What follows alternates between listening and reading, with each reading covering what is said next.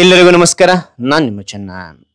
ಈ ಒಂದು ವಿಡಿಯೋದಲ್ಲಿ ವಿಶ್ವ ಯೋಗ ದಿನದ ಪ್ರಬಂಧ ಯಾವ ರೀತಿಯಾಗಿ ಬರೆದಾಗ ನಮಗೆ ಪೂರ್ಣಾಂಕ ಪಡಲಿಕ್ಕೆ ಸಾಧ್ಯ ಅಂತ ನೋಡಿದಾಗಲಿ ಪೀಠಿಕೆ, ವಿವರಣೆ ಹಾಗೇನೆ ಉಪಸಂಹಾರ ಅಂತಕ್ಕಂಥದ್ದು ಬರೆದು ಹಿಂಗಿರ್ಬೇಕಂದ್ರೆ ಅರ್ಥವತ್ತಾದ ವಾಕ್ಯಗಳೊಂದಿಗೆ ಚೊಕ್ಕನೆ ಅಕ್ಷರದೊಂದಿಗೆ ಸುಂದರ ಅಕ್ಷರದೊಂದಿಗೆ ಬರೆದಾಗ ನೀವು ಪೂರ್ಣ ಅಂಕ ಪಡಲಿಕ್ಕೆ ಸಾಧ್ಯ. ಓಕೆನಾ ಮಕ್ಕಳೇ? ರೈಟ್. ಹಾಗಾದ್ರೆ ಇಲ್ಲಿ ಪೀಠಿಕೆ ನೋಡ್ತೋಣ. ಹಾಗೆ ಎಲ್ಲ ಒಂದು ವಿವರಣೆ ಒಂದು ಇಷ್ಟು ಆಯ್ತು. ಇಷ್ಟವಾದ್ರೆ ಒಂದು ಲೈಕ್ ಅನೇಕ ವಿಡಿಯೋ ಪ್ರೋತ್ಸಾಹ ತುಂಬ ಸಿಗುತ್ತೆ. ಇನ್ನೊಬ್ರು ಶೇರ್ ಮಾಡಿ ಸಾಧ್ಯ. ಇಂಥ ಅನೇಕ ವಿಡಿಯೋ ಚಾನಲ್ ಸಬ್ಸ್ಕ್ರೈಬ್ ಆಗಿ. ಓಕೆನಾ? ರೈಟ್. ಪೀಠಿಕೆ ನೋಡಿ ಮಕ್ಕಳೇ. ಯೋಗವು ಭಾರತದ ಪುರಾತನ ಪರಂಪರೆಯಾಗಿದ್ದು ದೇಹ, ಮನಸ್ಸು ಮತ್ತು ಆತ್ಮದ ಸಂಧಾನವನ್ನು ಸಾಧಿಸುವ ಕಲೆಯಾಗಿದೆ. ಪ್ರತಿ ವರ್ಷ ಜೂನ್ 21ರಂದು ಆಚರಿಸಲಾಗುವ ವಿಶ್ವ ಯೋಗ ದಿನಾಚರಣೆಯು ಯೋಗದ ಮಹತ್ವವನ್ನು ವಿಶ್ವದಾದ್ಯಂತ ಹರಡುವ ಉದ್ದೇಶವನ್ನು ಹೊಂದಿದೆ.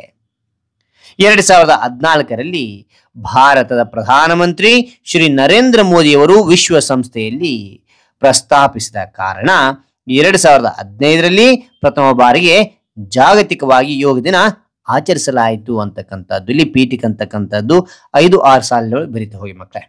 ಓಕೆನಾ? ಅದಾದ ನಂತರಲೇ ವಿವರಣೆ ಅಥವಾ ವಿಷಯ ವಿವರಣೆ ಅಂತ ನಾವು ನೋಡ್ತೇವೆ. ಇಲ್ಲಿ ವಿವರಣೆಯಲ್ಲಿ ನಾನು ಕೆಲವೊಂದು ಪಾಯಿಂಟ್ಸ್ ಕೊಡ್ತಾ ಹೋಗಿದ್ದೀನಿ. ಓಕೆನಾ? ಹೈಲೈಟ್ ಪಾಯಿಂಟ್ಸ್ ಕೊಡ್ತಾ ಇದ್ದೀನಿ, ಅದಕ್ಕೆ ಸಬ್ ಪಾಯಿಂಟ್ಸ್ ನಿಮಗೆ ತಿಳಿಸ್ತಾ ಹೋಗ್ತೇನೆ. ಓಕೆನಾ? ಮೊದಲನೇ ನೋಡಿ, ಯೋಗದ ಇತಿಹಾಸ ಅಂತಕ್ಕಂಥದ್ದು. ಯೋಗವು ಸಾವಿರಾರು ವರ್ಷಗಳ ಹಿಂದೆ ಭಾರತದಲ್ಲಿ ಉಗಮವಾಯಿತು. ಪತಾಂಜಲಿ ಯೋಗ ಸೂತ್ರಗಳು ಯೋಗದ ತತ್ವಶಾಸ್ತ್ರದ ಮೂಲ ಆಧಾರವಾಗಿದೆ ಅಂತಕ್ಕಂಥದ್ದು ಯೋಗದ ಇತಿಹಾಸ ಬಗ್ಗೆ ನಾವು ನೋಡಬಹುದು.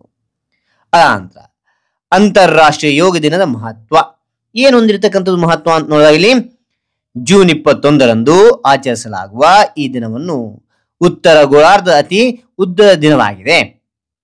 ಯೋಗದ ಮೂಲ ಆರೋಗ್ಯ, ಸಾಮರಸ್ಯ ಮತ್ತು ಶಾಂತಿಯ ಸಂದೇಶವನ್ನು ವಿಶ್ವಕ್ಕೆ ಸಾರುತ್ತದೆ ಅಂತಕ್ಕಂಥದ್ದು.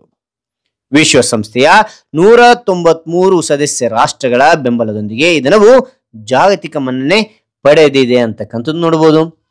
ಅದಾದ ನಂತರ ಇಲ್ಲಿ 3ನೇ ಪಾಯಿಂಟ್ ನೋಡಿ ಮಕ್ಕಳೇ. 3ನೇ ಪಾಯಿಂಟ್ ಏನಿದೆ ನೋಡಲಿ, ಯೋಗದ ಪ್ರಯೋಜನಗಳು ಅಂತಕ್ಕಂಥದ್ದು. ಯೋಗಾಸನಗಳು ದೇಹದ ಸಮಸ್ಯೆ ಮತ್ತು ರೋಗ ನಿರೋಧಕ ಶಕ್ತಿಯನ್ನು ಹೆಚ್ಚಿಸುತ್ತದೆ ಅಂತಕ್ಕಂಥದ್ದು. ಹಾಗೆಯೇ ಧ್ಯಾನ ಮತ್ತು ಪ್ರಾಣಾಯಾಮವು ಒತ್ತಡ ಆತಂಕವನ್ನು ಕಡಿಮೆ ಮಾಡುತ್ತದೆ, ಒತ್ತಡವನ್ನು ಮತ್ತು ಆತಂಕವನ್ನು ಕಡಿಮೆ ಮಾಡುತ್ತದೆ ಅಂತಕ್ಕಂಥದ್ದು. ಯೋಗವು ಆತ್ಮ ಸಾಕ್ಷಾತ್ಕಾರ ಮತ್ತು ಒಳಗಿನ ಶಾಂತಿಯನ್ನು ಉತ್ತೇಜಿಸುತ್ತದೆ ಅಂತ ನೋಡ್ಬೋದು. 4ನೇ ನೋಡಿ, ಯೋಗ ದಿನದ ಆಚರಣೆ.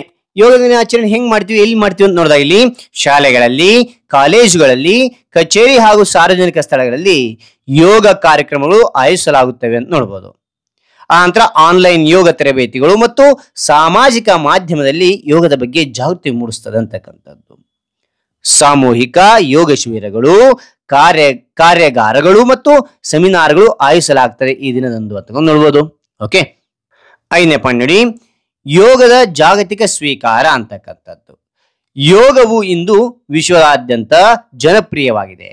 ಯುರೋಪ್, ಅಮೆರಿಕ, ಆಸ್ಟ್ರೇಲಿಯಾ ಸೇರಿದಂತೆ ಎಲ್ಲಾ ದೇಶಗಳಲ್ಲಿ ಯೋಗ ಕೇಂದ್ರಗಳು ಸ್ಥಾಪಿತವಾಗಿವೆ. ಇಂದು ಜಗತ್ತಿನಾದ್ಯಂತ ಯೋಗ ಶಿಬಿರಗಳು ಹಾಗೂ ಸಾಮೂಹಿಕ ಯೋಗ ಕಾರ್ಯಕ್ರಮಗಳು ಆಯೋಜಿಸಲ್ಪಡುತ್ತವೆ ಅಂತ ನೋಡ್ಬೋದು.